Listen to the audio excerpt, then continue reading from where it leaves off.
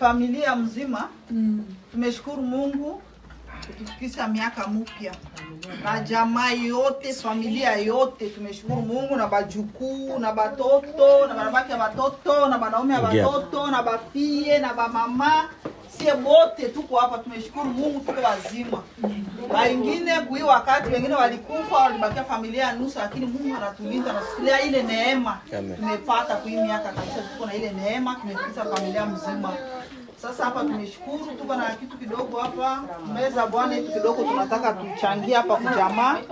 Tunataka tuombe kidogo, tuchukue ile meza Bwana na kushukuru Mungu kisa anatulinda katika miaka mzima. Basi meza omba Bwana, ni kushukuru, nasema asante kwa neema yako kutulinda katika jamaa mzima miaka mzima, kwa miezi 12 ni neema kutoka kwako Mfalme. Wengine walikufisha, wengine walipata mashida, lakini Mungu alitupitisha katika ile moto na hatari. Amen. Tumeshukuru na kusema asante.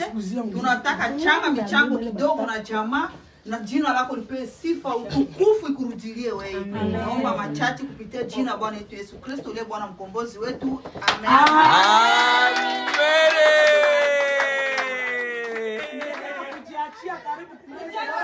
Ona mgeni. Mama Angel. Mgeni. Usalo. Usalo.